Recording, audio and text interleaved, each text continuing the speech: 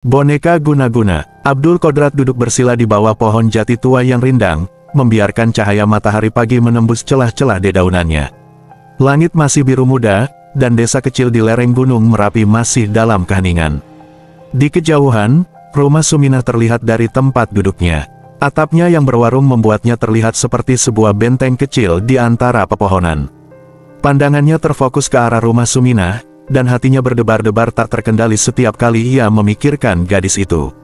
Suminah, dengan senyum manisnya dan matanya yang cerah, telah lama mengisi pikirannya. Namun, keraguan dan ketakutan selalu menghambat Abdul Qodrat untuk mengungkapkan perasaannya.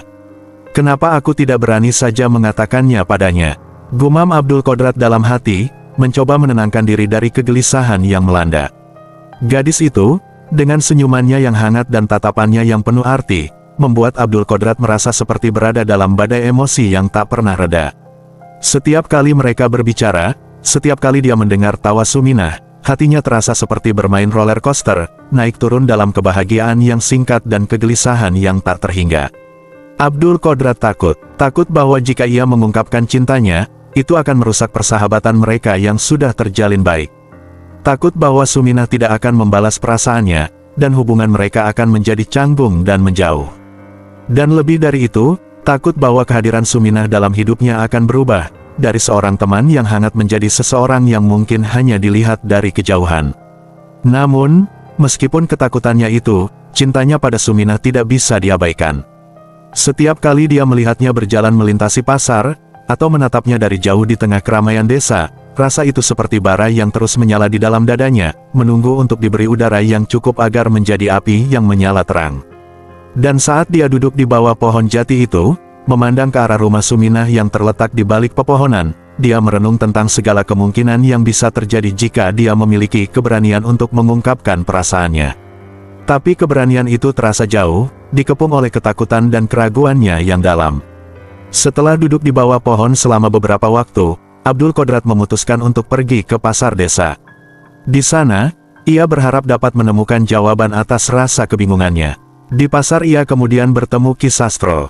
Ki Sastro, seorang tokoh tua yang dihormati di desa mereka, sering kali menjadi sumber pengetahuan tentang hal-hal mistis dan legenda gaib. Ki Sastro sedang duduk di bawah teduhan tenda kecilnya, menikmati secangkir kopi panas. Matanya tajam meskipun penuh dengan keriput, menunjukkan kedalaman pengalaman hidup yang telah ia jalani.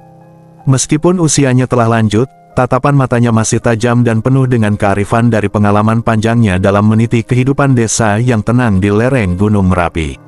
Pagi itu, langit cerah terbentang di atas mereka, menerangi jalan-jalan berdebu dan menyoroti atap-atap rumah tradisional di sekitar mereka.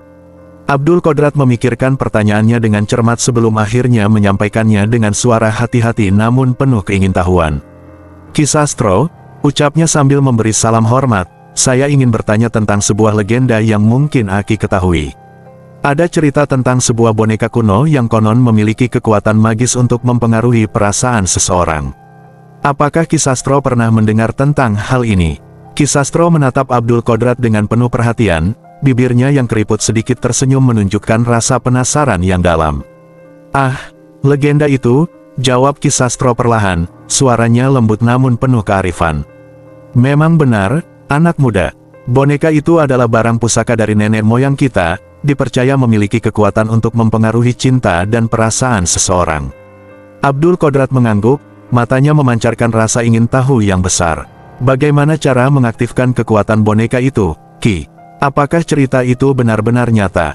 Ki Sastro tersenyum bijaksana, menunjukkan bahwa dia memiliki banyak kisah dan pengetahuan untuk dibagikan kepada orang muda ini.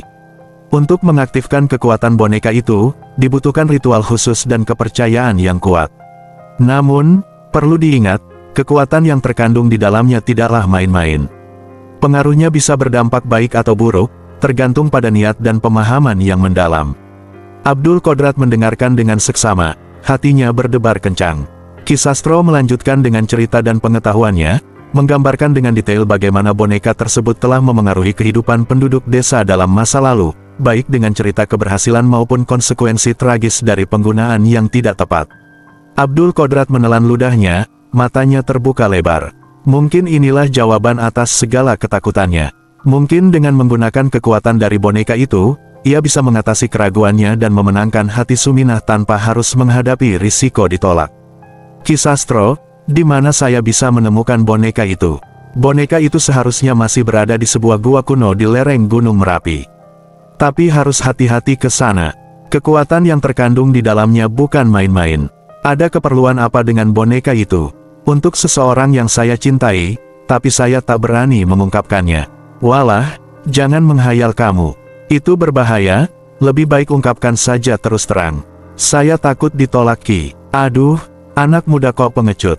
Saya rela mengambil risiko, Ki. Saya sudah terlalu lama diam dan hanya memendam perasaan ini dalam hati. Terserah kamu anak muda, tapi ingatlah, memanfaatkan sesuatu yang musyrik, pasti ada konsekuensi berat yang ditanggung. Dengan hati yang bersemangat dan campuran ketakutan, Abdul Qodrat kemudian memutuskan untuk mencari boneka itu. Ia menyusuri hutan-hutan belantara di lereng Gunung Merapi, mengikuti jejak-jejak yang sudah lama terlupakan. Akhirnya, setelah beberapa hari perjalanan, ia menemukan gua kuno yang dimaksud. Di dalam gua yang gelap dan dingin itu, Abdul Qodrat menemukan boneka kuno yang terpampang di atas sebuah altar batu. Boneka itu terlihat tua dan rapuh, namun masih memancarkan aura yang kuat. Akhirnya aku menemukanmu. Suara itu menggetarkan gua, membuat Abdul Qodrat terdiam sejenak. Ia lalu mengambil boneka itu dengan hati-hati, merasakan kehangatan aneh yang muncul dari benda kuno tersebut. Usai mendapatkan boneka itu, Qodrat mendatangi rumah Mbok Sari. Ia percaya jika dukun itu bisa membantunya. Di tepi desa yang jauh dari jalan raya utama, terletak sebuah pondok kecil tempat tinggal Mbok Sari, seorang dukun tua yang dihormati di seluruh desa. Pondok Mbok Sari terbuat dari bambu dan jerami, diapit oleh pohon-pohon besar yang membuat tempat itu terasa teduh dan misterius.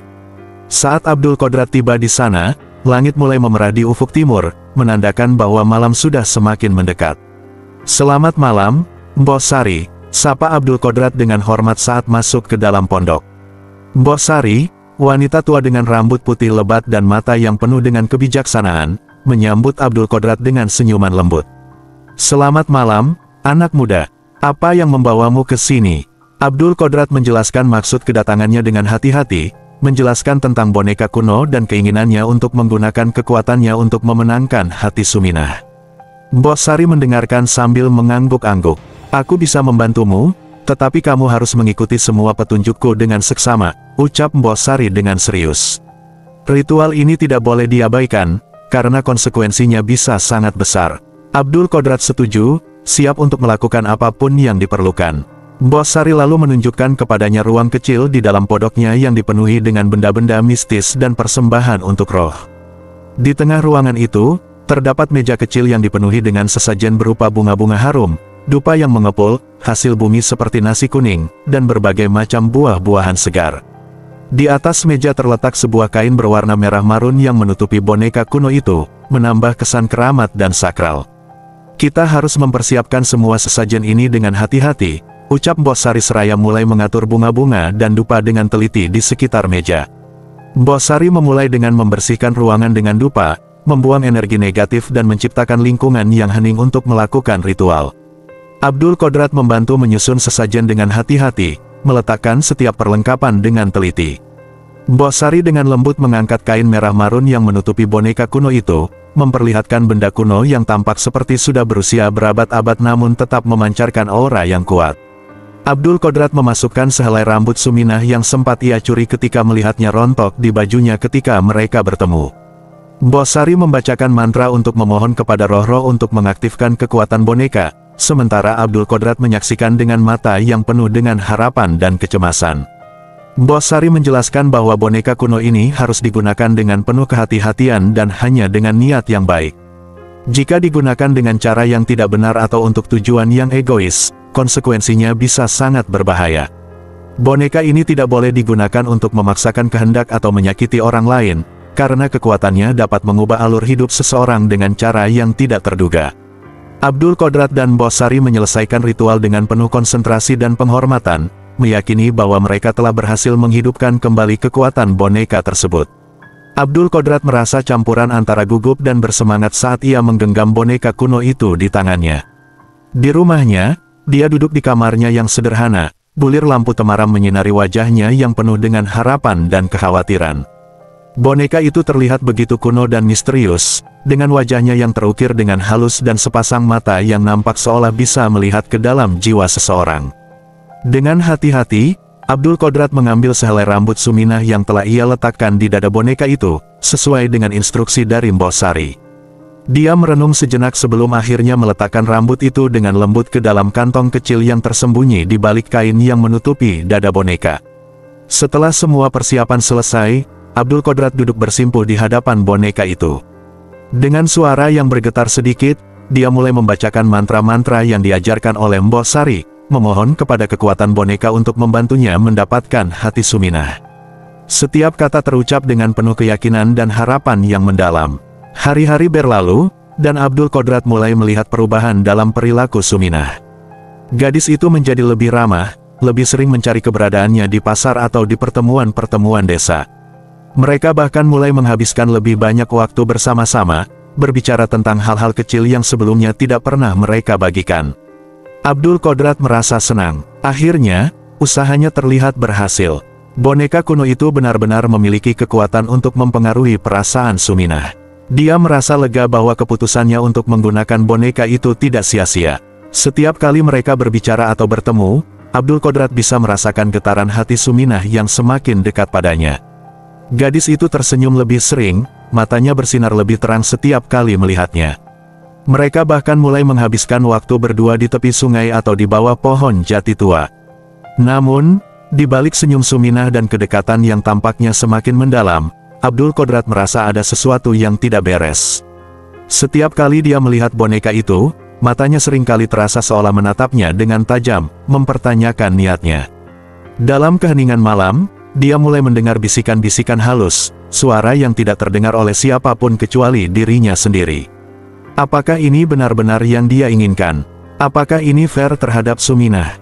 Gumam Abdul Qodrat dalam kegelisahannya sendiri, sambil menatap boneka itu dengan tatapan yang semakin penuh dengan pertanyaan.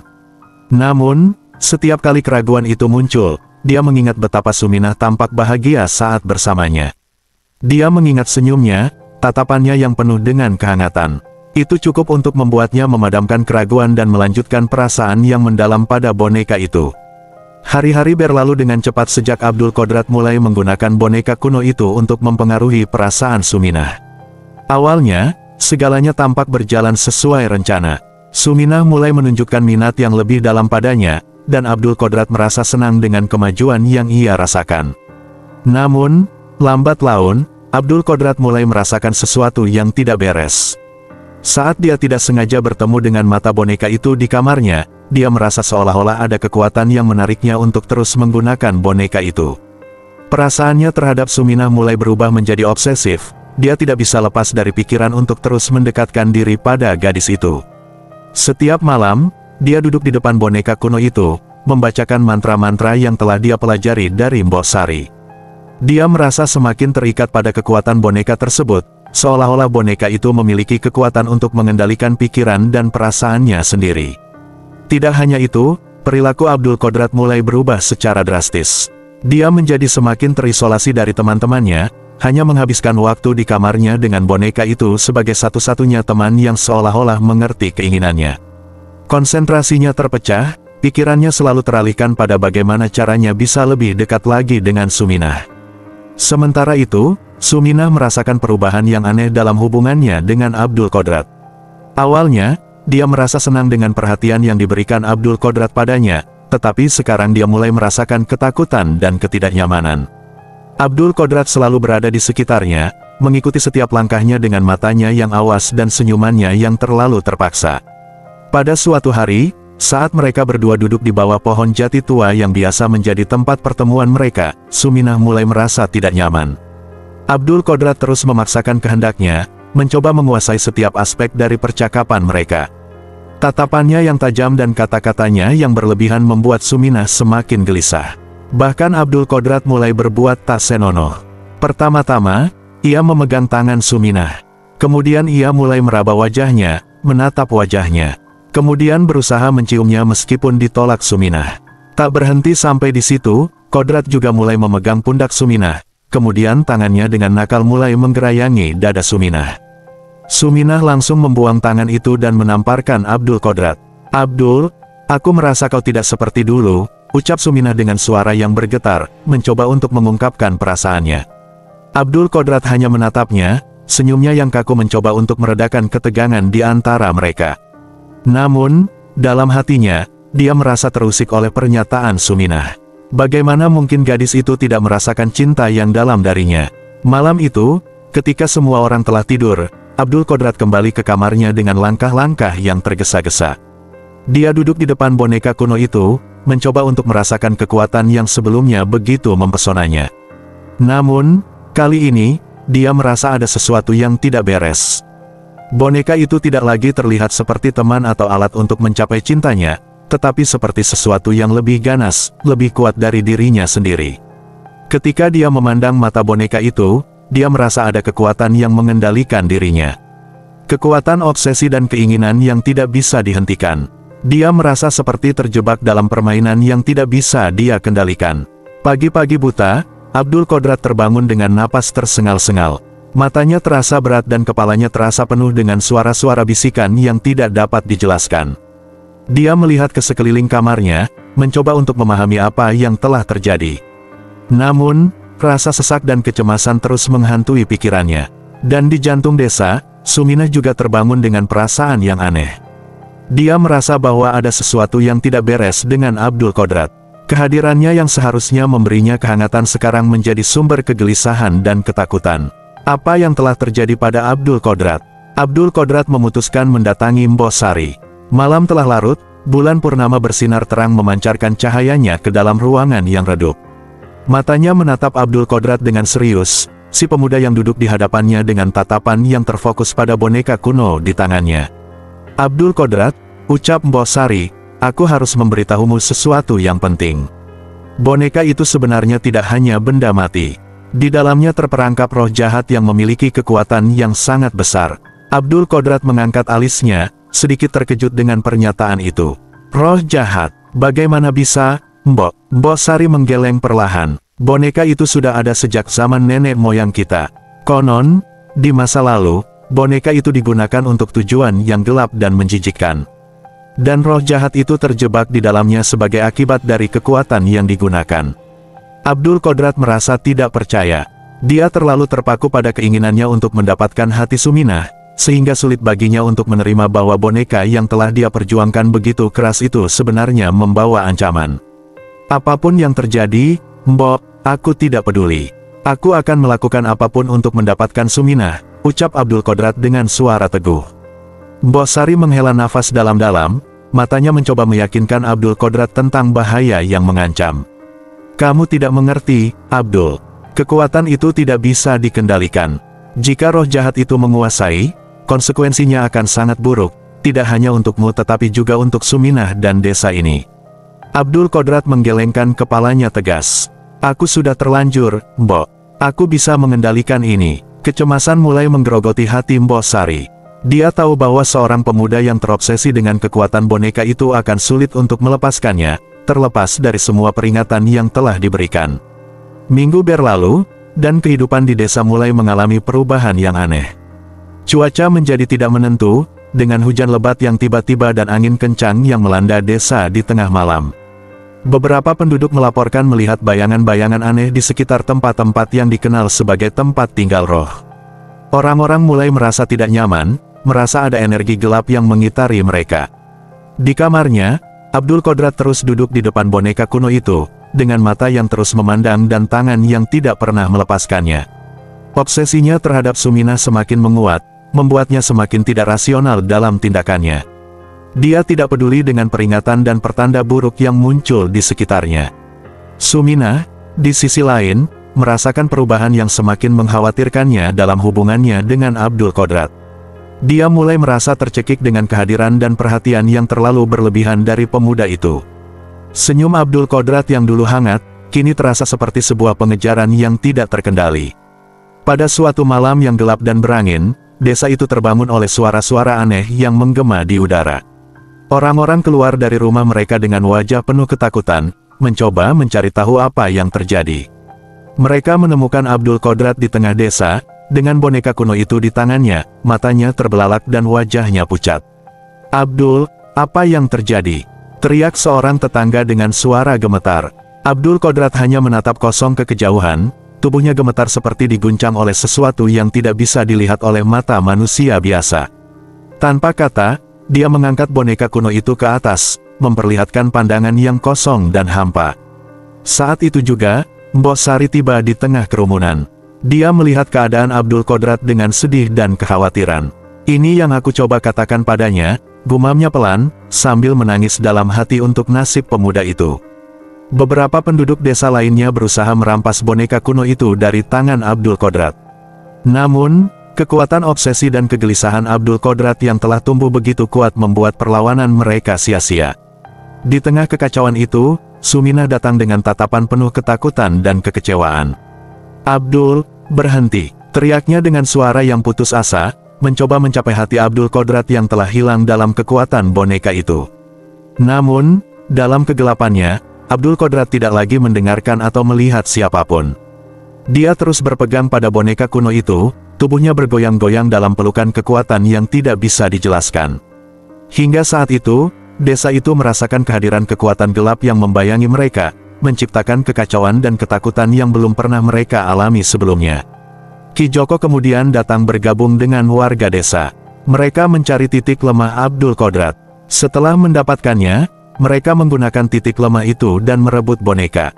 Malam itu, Ki Joko membawa Abdul Qodrat ke rumahnya dibantu oleh warga. Abdul Qodrat duduk di dalam rumah tua Ki Joko yang terletak di pinggiran desa. Lampu minyak yang temaram menyinari wajah-wajah mereka yang penuh dengan ketegangan dan kekhawatiran. Mereka dikelilingi oleh alat-alat ritual kuno, benda-benda mistis, dan dupa yang sedang menyala mengepul. "Ki Joko, aku tidak tahu lagi harus bagaimana," ucap Abdul Qodrat dengan suara yang terdengar penuh dengan penyesalan. "Aku tidak bisa mengendalikan boneka ini. Kekuatan di dalamnya terlalu besar." Ki Joko mengangguk dengan penuh pengertian. "Kamu tidak sendiri, Nak. Kekuatan dari boneka itu memang kuat, tetapi bersama-sama kita bisa menemukan cara untuk menetralisirnya."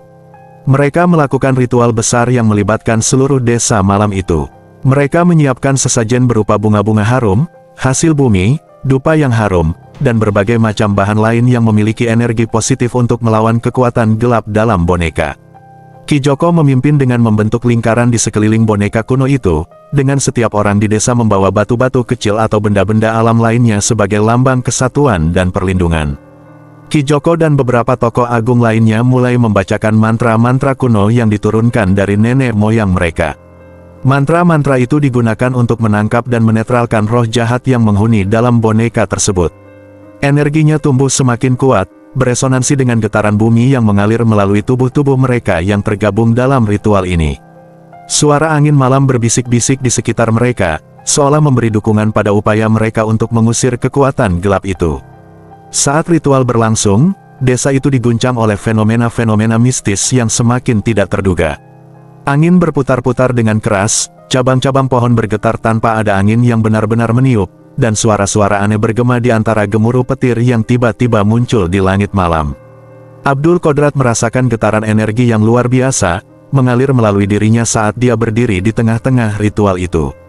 Dia memegang erat boneka kuno itu, matanya yang terfokus mencoba untuk tetap tenang dan berharap bahwa semua ini akan berakhir baik-baik saja. Akhirnya, saat mantra-mantra mencapai puncaknya, mereka melihat cahaya terang memancar dari boneka kuno itu. Ada gemuruh yang menggema, seolah-olah roh jahat itu mencoba untuk melawan, tetapi kekuatan positif yang mereka hasilkan bersama berhasil mengatasi.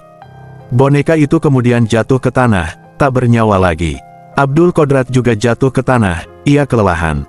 Kita berhasil menetralisir kekuatan jahat itu, gerutu Ki Joko.